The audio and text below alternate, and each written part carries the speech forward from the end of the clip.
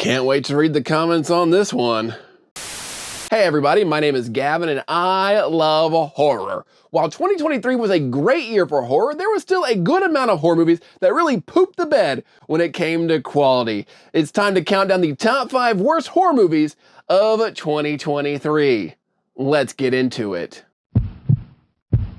Before we get to the main list, let's do some dishonorable mentions. These are movies that are bad, but not bad enough to make the full top 5 list. Dishonorable mention number 1, M. Night Shyamalan's Knock at the Cabin. M. Night Shyamalan is a very polarizing figure in the horror community in that when he hits, but when he misses, oh boy does he miss.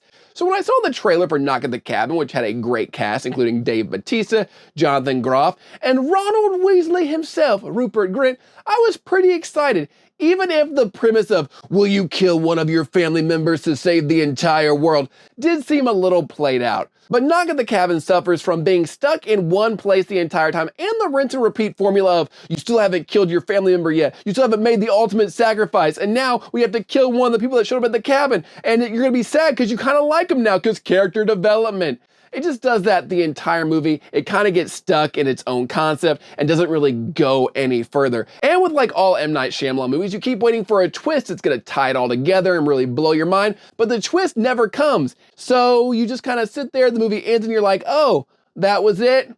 That was it. Dishonorable mention number 2, Five Nights at Freddy's. I really wanted to like Five Nights at Freddy's. I really wanted to like it, but honestly, it wasn't a very good movie, despite what all you kids have been telling me in my comment section since October. I really like the animatronics and Matthew Lillard is great as always, but not a lot happens in Five Nights at Freddy's. It's not really scary, it's not fun scary, it's just very middling when it comes to storytelling. Are we supposed to be afraid of the Freddy Fazbear crew or should we feel bad for them given their backstory? The movie never really tells you how you should feel, and I know that you can be in the middle, but it doesn't even take that stance either. So instead you get kind of a mess of a movie that felt like a soulless cash grab. But that soulless cash grab worked because this movie made a ton of money and a Five Nights at Freddy's 2 is already in the works. So hopefully that one is a little bit better than this first outing. All right, and now on to the list proper. Number 5, Infinity Pool. Infinity Pool can be easily described as a mess. It's a mess of a movie, which is disappointing because I really enjoyed Brandon Cronenberg's 2020 outing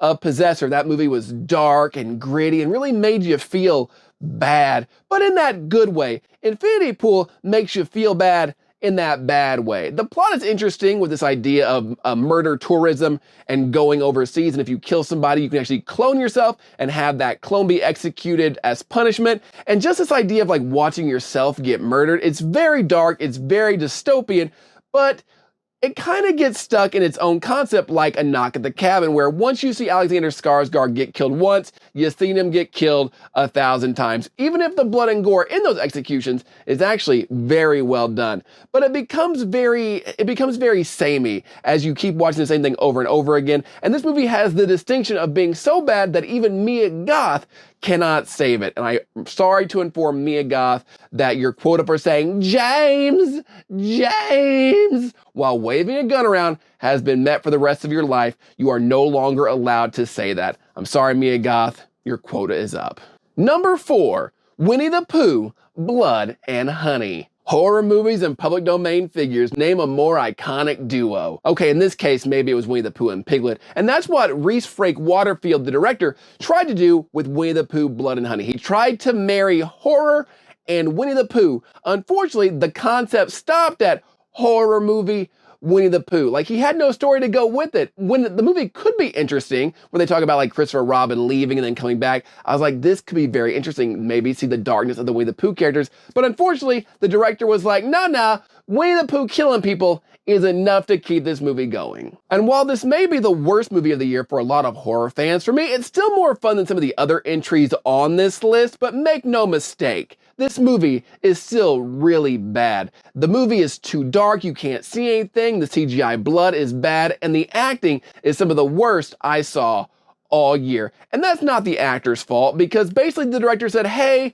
just act like Winnie the Pooh's about to kill you, and that's all they had to work with. I think there's a decent trashy slasher hidden somewhere deep deep, deep in the 100-acre woods of Winnie the Pooh Blood Honey, but unfortunately, we don't get to see any of it. Instead, we get an overweight man in overalls wearing a store-bought Winnie the Pooh mask, killing characters you don't care about in scenes too dark to see anything. But honestly, if you're gonna make a movie this bad, maybe putting it in the dark isn't the worst directorial choice. Number 3, Nefarious. Oh, come on, comments, tell me I'm going to hell. Nefarious is a Christian movie disguised as a horror movie to trick audiences into getting preached to for an hour and a half. The movie, it's just Christian propaganda. That's all it is. I don't care how much you want to spin it and be like, this movie is actually very important. It shows a really great portrayal of demonic possession, blah, blah, blah. I think Sean Patrick Flannery deserves an Oscar nomination for his portrayal of spooky demon who blinks too much and clicks his mouth. Like, no, it's just a bad movie. I get what they were going for, but it's just not good. I don't like this movie, and it's okay if you're Christian and you like it, but for me, it just didn't do anything for me. But if you like your horror mixed with hot button issues like the death penalty and abortion and Glenn Beck, then this movie is for you. It's preaching to the choir that you are already singing in. But if you want a more enjoyable experience, I would recommend calling up the most religious member of your family and arguing about abortion or the death penalty, and you'll get the same feeling as watching this movie in probably half the time. Number 2, The Exorcist Believer. Stop giving David Gordon Green beloved franchises to ruin. This is the second year in a row where my second worst horror movie of the year belongs to a David Gordon Green movie. The Exorcist is a classic beloved film that shares the tale of a priest losing his faith and a young girl being possessed and the mother trying to solve that possession with science and her struggle with that. The Exorcist Believer ups the ante by having 2 girls possessed. That's the draw. 2 girls are possessed. They really pulled it too fast, too furious with demonic possession. The movie is overly long and boring, and you don't care about any of the characters. Even at the end when something happens where you're like, oh my God, I can't believe they did that. You're just, at that point, you're so emotionally checked out, you're like, I don't even care that they did that thing. I would like to go home and never watch this movie ever again. And while maybe not as preachy as Nefarious, there were parts of The Exorcist Believer where I was like, should I just become Catholic? Should I get baptized? Is that what I should do? Yeah, it's not for me. I did not like this movie at all. If you want a more fun possession movie, I highly recommend The Pope's Exorcist, which is a much more fun, silly, enjoyable outing, and it's got Russell Crowe in it, and if you don't like a Russell Crowe movie, he will come to your house and fight you. Before we get to number 1, I would love if you leave a like for this video and subscribe to the channel. It all helps me out a ton. This channel has grown a lot this year, and I could not have done it without you, so thank you so much for helping me get over 5,000 subscribers and for getting over 1 million views this year. That is so great. Thank you so much for all the help getting that milestone. I do appreciate it. And now the number 1 worst horror movie of 2023. Let me tell you, it was a really hard, tough decision. Skinamarink. It's Skinamarink. Number 1, Skinamarink. This movie sucks. I don't care how much subtext you think it has or what you think the director was trying to do or how maybe I just don't get it. I get this movie and I fucking hate it. It's awful. But Gavin, do you remember waking up in the middle of the night and being scared? Yes, I did that last night.